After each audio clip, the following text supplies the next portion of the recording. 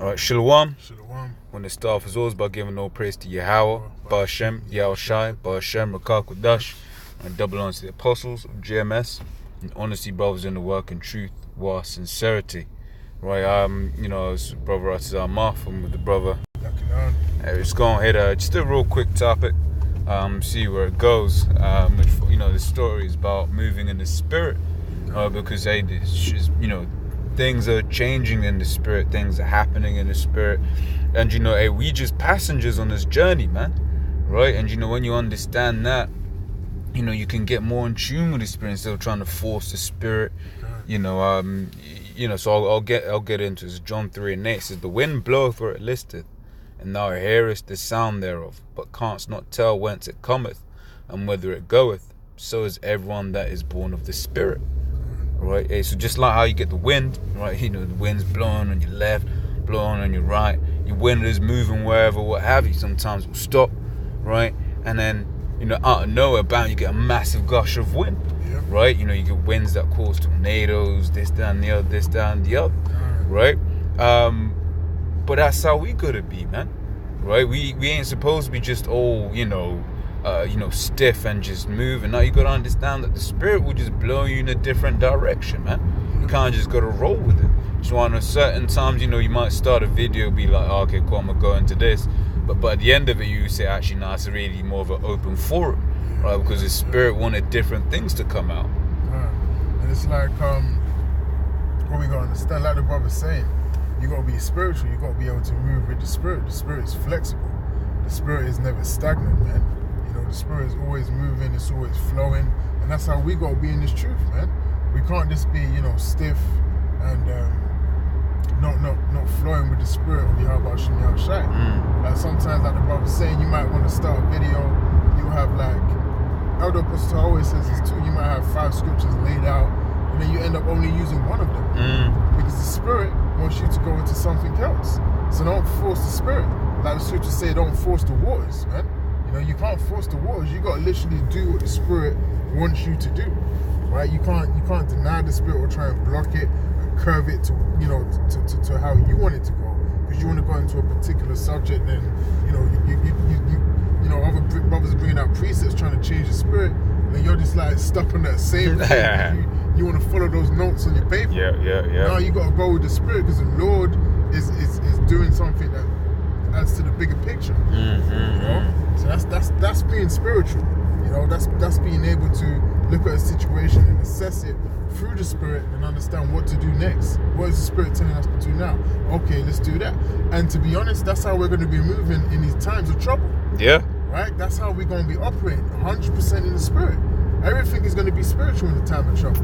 Right? When there's going to be a time where, if I turn left, there might be, dogs to tear, but if I turn right, there might be martial law troops. In that scenario, the Lord's going to tell you what to do. Exactly. Hey, I just want to get this, not the one I really wanted, but it was just because you're speaking about, you be at camp, you be speaking on a certain topic, right? But then you just harping. But then again, you got to remember, we're here to teach, to speak the Lord's words, right? And this is 2 Ezra 15:1. Behold, speak down the ears of my people the words of prophecy, which I will put in thy mouth, saith the Lord. Right, so when we speak, and that's why you got to roll in the spirit, because ultimately the Lord, what will come out is what the Lord wants to come out, right? That's why sometimes, how many times you watching Apostle Tar's video, right? He's started on X, but there'll be like a 30-minute intermission into a different topic, and then he'll go back into the original topic.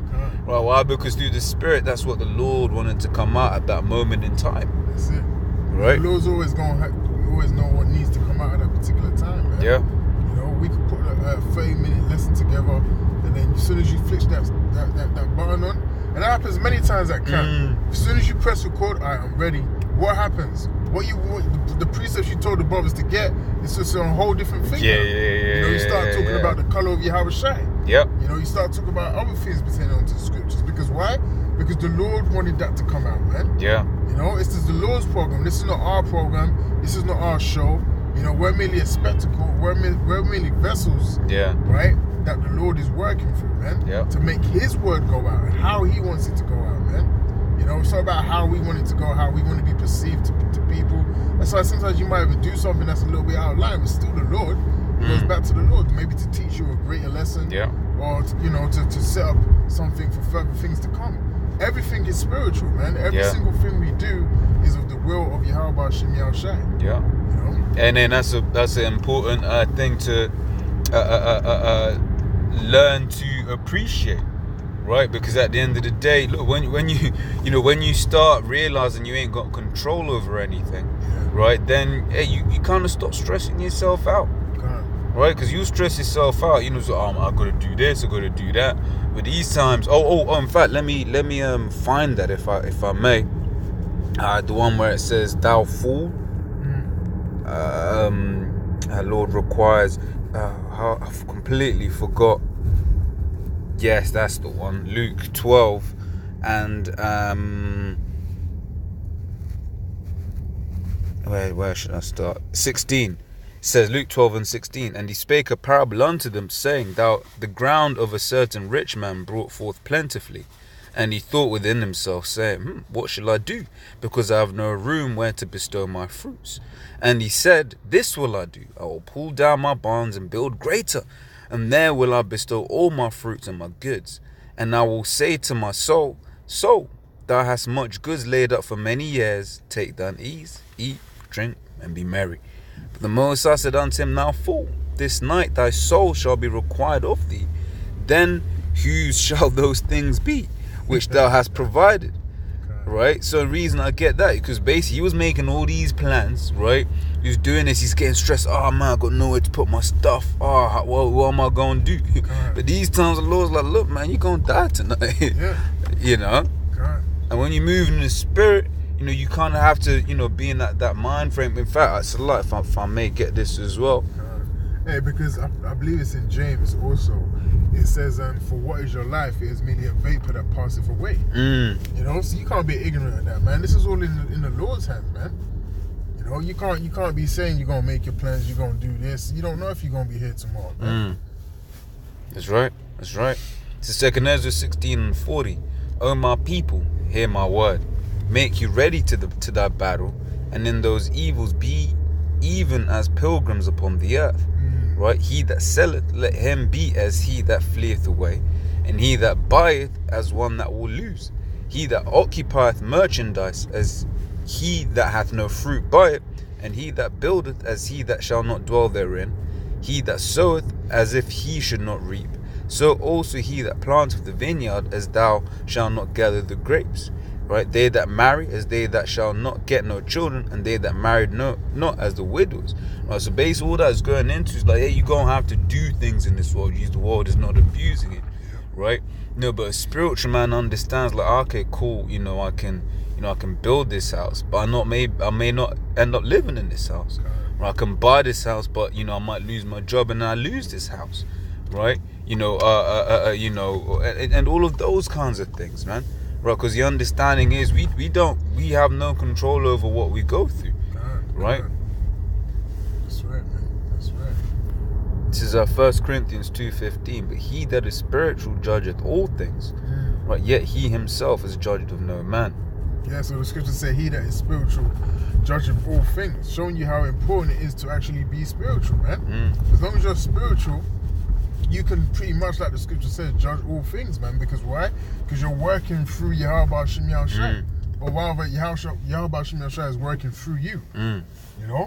So then you can assess any situation from a spiritual point of view, and then you can be correct all the time, man. You can use that righteous judgment to say, okay, this is the best thing to do, or this is what's happening right now in this situation, right? And that really all comes through the knowledge, wisdom, and understanding of the scriptures, man. Because the more you grow and increase in this word, the more you're able to tackle any situation.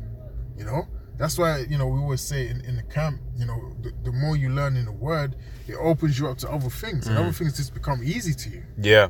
Because the word is the foundation of all things. It's wisdom. Yeah. That's why the Spirit had it where King Solomon, who was Yahweh Shai in the reincarnation, what did he ask for? He asked for wisdom.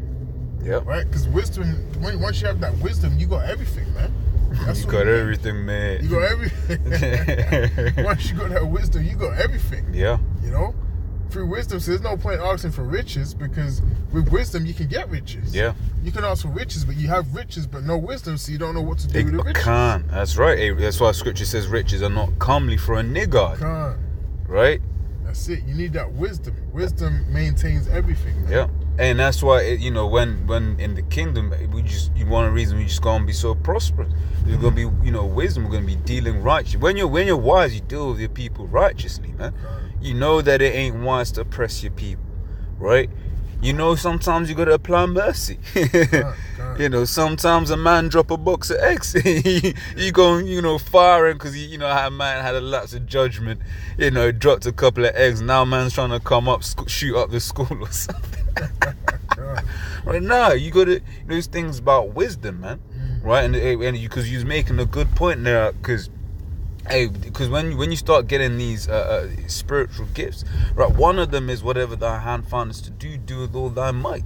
Right, so you start doing certain things, you start realizing, okay, shit, that's actually not, I can do this, I can do that. You start, holding yourself in a high regard, right, and then things just work through the Spirit, to avoid certain situations, right? Because you see, look, for instance, let's say you might be having an argument with your boss, and the old man, right, would have been like, fuck this, man. But the new man, the spiritual man, it's like, okay, man's just got demons on him today. Just take the L. Hey, look, I'm sorry. Whatever. And then even your boss is pissed, like, fuck, why isn't this nigga having an argument with me? Right? Because once you understand, what time we're living in, this world and the affairs of this world don't really mean much to you no more, man. Why? Because you got that wisdom now. You got that wisdom, man. So now you're thinking of, you're like, this ain't even that big of a deal. This is just a test. This is a test from you. How about Shimei Shai, man? Yeah. Yeah. It's like, this is just Satan. Yeah, it's just Satan, man. Yeah. It says Romans 8:6, for to be carnally minded is death, but to be spiritually minded is life and peace. Life and peace, man. So to be carnally minded is death, man. A carnal man is a man that sees no spiritual aspect in anything. Things just happen, He's been seeing 144, for like 10 times in one day, and he's just like, oh yeah, it's just coincidence. That's a carnal man. Carnal man is when the Lord's trying to tell you something. You say you're gonna go somewhere, and then you hear a loud bang or something. I don't know. You see on the news saying, look, this place has just been attacked, and you still go there. You're a carnal-minded man. Yeah. Because you didn't see the signs that the Lord was giving you, not to do something or to do something. The Lord actually gives men of the Lord signs, man. We can attest to this, man. Certain things happen where, the Lord through the Spirit, He'll tell you certain things, man. Yeah. Not to do something, or that's not the right decision to do. Don't do that. So then you end up through the Spirit making the right judgment because the Lord gave you signs. It's like a form of casting a lot, but you're not doing a physical lot, but the Lord is directly showing you things. It's up to you to pick those things up and say, okay, that must mean that. I saw that. We know that nothing happens through coincidence because the Lord controls all things. That's right. All things. The scriptures say, be not ignorant of anything small. A large matter or a small matter, man. That's little. You can't be ignorant of anything, man. Everything is through Yahweh Shemiyah Shai. So how can you be ignorant of it, man? That's right. And the Lord made you see certain things, so why did He make you see it? It says verse 7, because the carnal mind is enmity against the Most High, for it is not subject to the law of the Most High, neither indeed can be. Right? So then they that are in the flesh cannot please the Most High. Oh man. So if you ain't moving spiritually, you can't please the Most High. Right? You're an enemy of God. Right? Because the decisions you make are gonna be off key. Right? The things that you do are going to be off key. Because, this whole, when you come into this truth, it's all a renewing process. He says the inward man, or the outward man perish, the inward man is renewed day by day. Right? There are things that, because let me expand further. You get what Paul said, about the new guys that are coming in. And it was like, look, man, just tell them abstain from meats, bloody, meats offered to idols, blood, whatever, what have you. Right, and then over a period of time, you get more in tune with the Spirit, and you start being like, no, I don't really feel comfortable doing that, right? Because in the Spirit, you be getting sounds like, I don't know if I should be really doing this right now, right? And that's what a spiritual man will go for. But a carnal man won't be looking at them sons like you said, right? You know, here it is, man's what do you call it? Man just rolled a rollie, right? Left it, and would you call it? Almost burnt down his house, and it won't click to him that maybe I should stop smoking. And the proof of the pudding is people in this world, right? They will be doing that. They will sleep with their boys' girl, almost, you know, get shanked, go to hospital, come out and do it again. You know. No spiritual discernment whatsoever, man. None whatsoever. And the thing is, what we gotta understand is that who's carnal? Esau. Yeah. Esau is carnal. He has no spiritual discernment. That's why he will break down scriptures, he will do the history, he will know certain things, but when it comes to the spiritual aspect of this truth, he has no knowledge. Yeah. Right? It doesn't matter how much archaeology, you know, you're going to send archaeologists here and dig this up and dig that up. They can't break down the scriptures like Apostle Tower and down, and Great Millstone. They can't do it because they're not spiritual. Yeah. Yeah, they haven't been given that spiritual gift of discernment because they're not the children of Yahweh Hashem Yahushai. That's right. So he's you know, Esau's impulsive, man. Right? He's very carnal. He's impulsive. He's for the now. You know, he ain't for the future. He's just for you know, instant gratification. That's right. And we gotta be the opposite of that, man. That's right. That's right. That's right. That's right. So yeah, no, it's just a real quick one, and yeah, and as always, you know, hope that was edifying. As well, and yeah, to the next time, I'm gonna say, Shalom.